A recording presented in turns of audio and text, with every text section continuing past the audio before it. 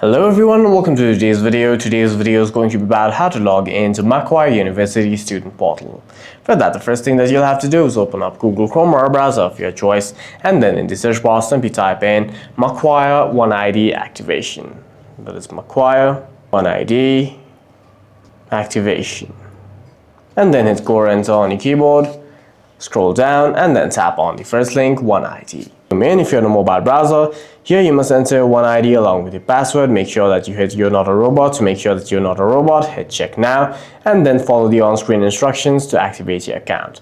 Once you have activated your account, you can head over to the search bar one more time and then in the search bar simply type in MQ eStudent Login.